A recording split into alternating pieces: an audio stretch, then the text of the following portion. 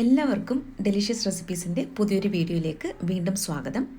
ഇന്നൊരു സ്പെഷ്യൽ ചെമ്മീൻ പൊരിച്ചതിൻ്റെ റെസിപ്പിയുമായിട്ടാണ് ഞാൻ വന്നിരിക്കുന്നത്.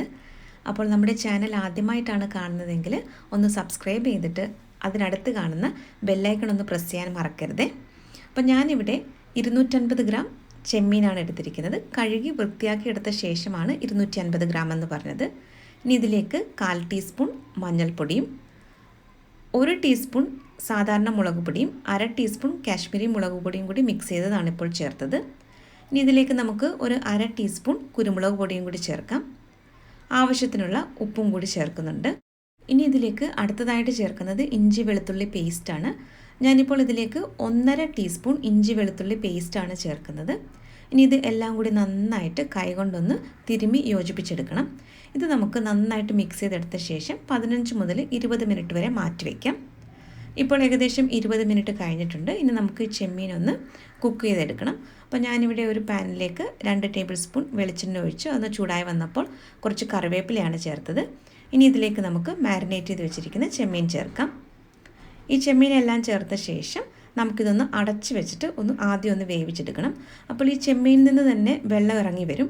അപ്പോൾ ആ വെള്ളമൊക്കെ നല്ലതുപോലെ ഒന്ന് വറ്റിച്ചെടുത്ത ശേഷമാണ് നമ്മളിതിലേക്ക് അവസാനം തേങ്ങാപ്പാലൊക്കെ ചേർക്കുന്നത്.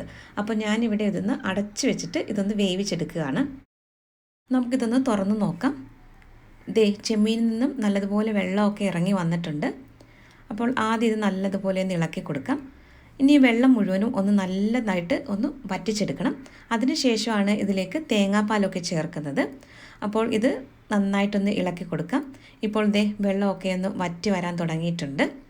നല്ലതുപോലെ ഇതൊന്ന് വരട്ടിയെടുത്ത ശേഷമാണ് ഇതിലേക്ക് തേങ്ങാപ്പാൽ ചേർക്കുന്നത്. ഇപ്പോൾ ഇതിൻ്റെ അരപ്പൊക്കെ നന്നായിട്ട് ചെമ്മീനിൽ പിടിച്ചിട്ടുണ്ട്. അപ്പോൾ ചെമ്മീൻ ഇപ്പോൾ പാകത്തിനൊന്ന് വെന്ത് വന്നിട്ടുണ്ട്. ഈ സമയത്ത് നമുക്കിനി ഇതിലേക്ക് തേങ്ങാപ്പാൽ ചേർത്ത് കൊടുക്കാം.